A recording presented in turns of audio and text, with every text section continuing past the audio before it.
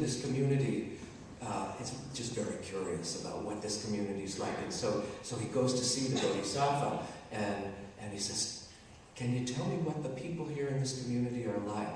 And the Bodhisattva says, "Tell me what the people were like in the community that you're coming to us from."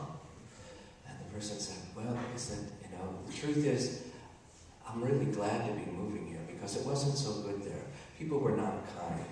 People would, talk behind people's backs. They would damage people. They would hurt people. It was not a very good place to be." And the Bodhisattva said, "I'm afraid that I have some very bad news for you."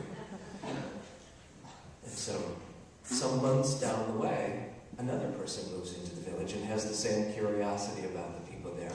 And so she goes to see the Bodhisattva, and she said, "I've just moved here. Can you tell me what this community is like? I'm so curious to know." And so the Bodhisattva says, "Tell me what it was like where you came from." And she says, "Well," she said, "it broke my heart to leave that community.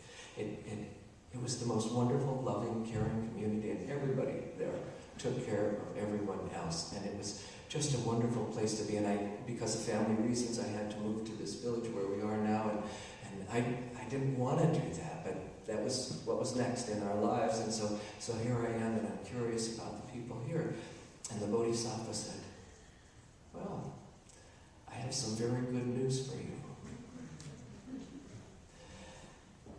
We make, to such a significant extent, we make the world that we live in." I had a very dear friend who died just a couple of years ago.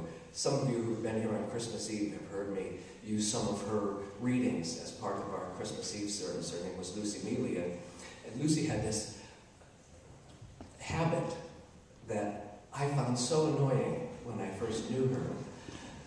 In any social situation, and whenever Lucy was involved, there were generally social situations, and Lucy would introduce people to each other who had known each other for 20 years, or for 5 years, or whatever. She'd say, "Hi, Sweden, do you know Jerry Hefner Gates? I just want the two of you to know each other." Almost to that level. And I thought, how annoying is that? and then, I knew Lucy for quite a number of years, and was with her in quite a number of experiences. And it didn't take me very long before I recognized how often she saved me in embarrassing situations where I should have known that other person's name but did not. And what she was making sure of was that she was creating the kind of community that she wanted to be a part of.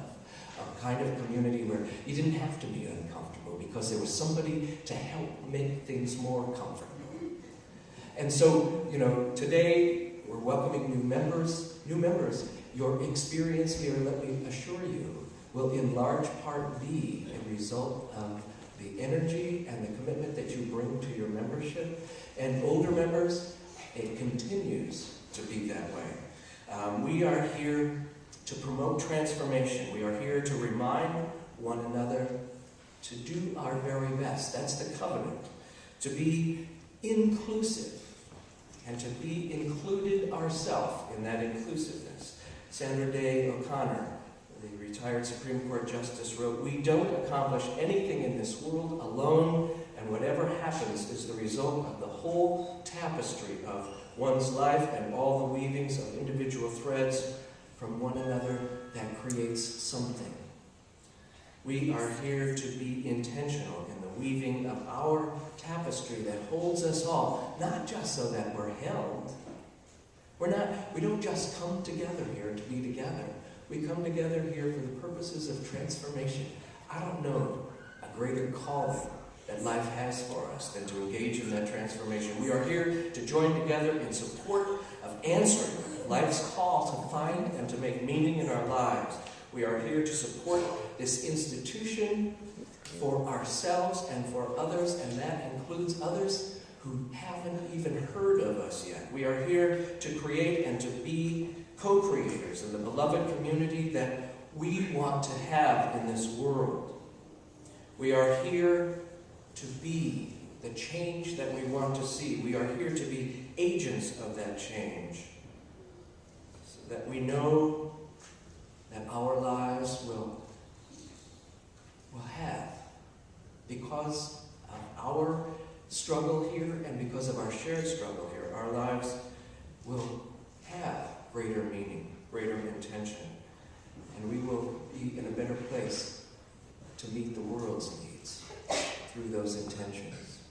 And so on this day of new members and reflection on membership and pledge drive, I invite you to think of the possibilities that are waiting for you to step into.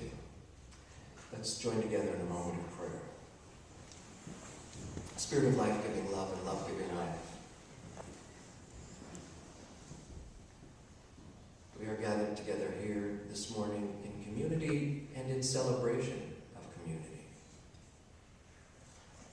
Not because we are some aggregate number of people who happen to be physically together at this moment, but because of the potential for transformation in our hearts and our homes and our community and the world, we come together. Be with us as we seek to know who we are in this community and in our world. Be with us as we seek to be the transformative agents, the one who introduces those who already know themselves for those who might need a moment of grace, for those who have so much to give and need only the invitation, the opportunity to give it. Let us hold a moment together in quiet.